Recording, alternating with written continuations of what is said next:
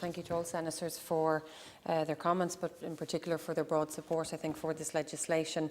I didn't say it at the outset, but just to be very clear, I'm very grateful to all senators for their support, but for allowing this to go through and to bypass the pre-legislative scrutiny. I understand and I fully appreciate that this is not the way in which we should be passing legislation. Unfortunately, this is the second time I've brought legislation in a short space of time in this manner. I don't want to be doing it this way, but both of these pieces of legislation are very relevant to the current situation, and I suppose there are time constraints, particularly given that there is a sunset clause on this for the 9th of November. But I do appreciate the senators' efforts on this and indeed their support in waiving the pre-legislative scrutiny. This is not legislation that we have brought forward lightly. It's not legislation that is anti-pub, as some people have suggested, maybe not in this House. And as I mentioned last week, as someone who has spent a third of my life, I think, working in pubs, be it in my own family pub or in college or even beyond college, it's not something that I would do. This is here to support publicans, as all senators have outlined, particularly those who have been compliant, who've put a huge amount of work, effort, time, money into making sure that they are compliant, but they're looking at certain numbers, small numbers of publicans who are not adhering, who are bending the rules, who are breaking the COVID regulations, and this is here to ensure that where they do that, that there are penalties. Senator Cockrell asked if we've engaged with Garda Síochána. They themselves have said that there is a deficiency where people are breaking the rules, where they can come in and ensure that there is enforcement and compliance. So this is the reason we're doing it, and obviously it is with the engagement and the support of Garda Síochána. Maybe to address some of the concerns around the sunset clause, I know there is an amendment to this later. I suppose we've put in the 9th of November again based on the fact that other regulation is finishing on that date. Any suggestion that we wouldn't allow an ability to extend that, given the uncertain times we're in, given the fact that we don't know what's going to happen next week, never mind in 2 months' time, I think it is important that we allow the potential for a rollover, but only having gone through both houses and being debated in both houses and with the permission of both houses, so that needs to be very clear.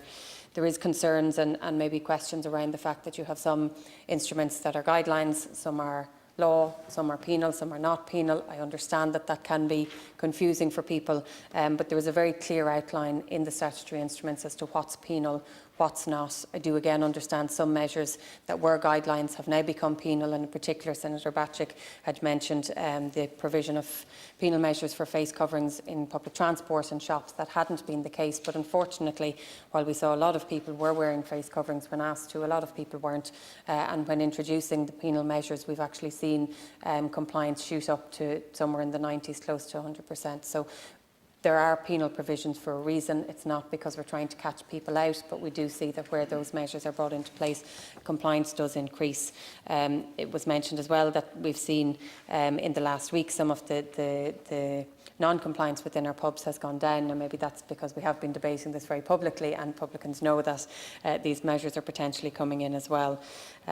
Mention of meat plants and factories, I think Senator Seamus Kearney addressed that in her own contribution. There is legislation there, and obviously a huge amount of work has gone on between the relevant authorities, with the Department of Agriculture, working not just with meat plants but also with food production plants across the country to ensure that they are premises that are safe and that obviously the work can be carried out in a safe environment. In relation to the direct provision centres, from the very outset, a vast majority of measures were put in place, everything from cocooning for those over 65, testing abilities for people to self-isolate where they are either been tested positive in close contact with someone or a connection with someone who had tested positive.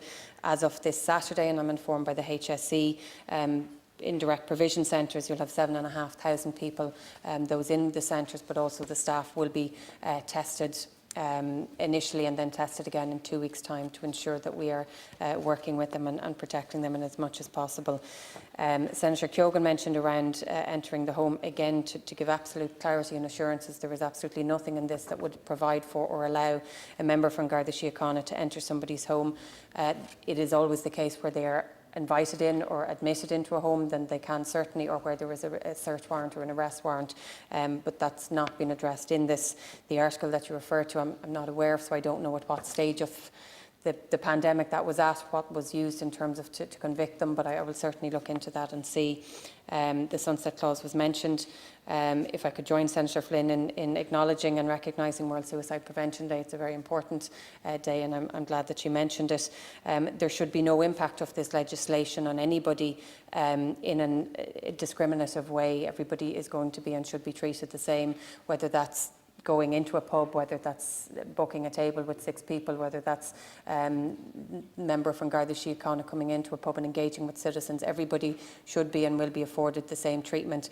If a mistake is made, if somebody is in breach of regulations or the law, the first instance should always be that Garda Síochána will engage with that person. You know, it might be an accident, they mightn't realise that they've been in breach of law, and that will be the case for absolutely every member of our community and our society.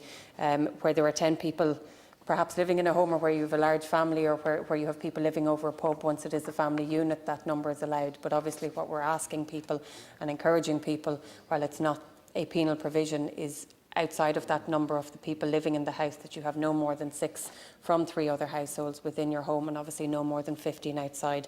And I really would ask that people adhere to that.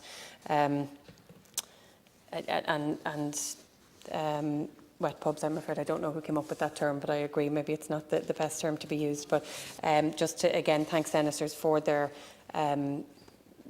support with this legislation. I really anticipate that it will be used in very limited circumstances and very sparingly over the next number of weeks. The fact that the pubs are opening now, I think, is very positive. It will create, I think, an outlet for a lot of people who haven't been able to get out to enjoy themselves, to engage with friends, particularly those who are living on their own, and I think that can be very positive.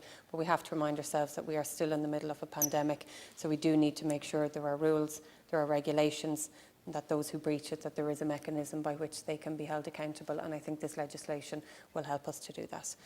My apologies that I can't stay for all of the debate, but my colleague, Minister Brown, is going to take my place. Thank you.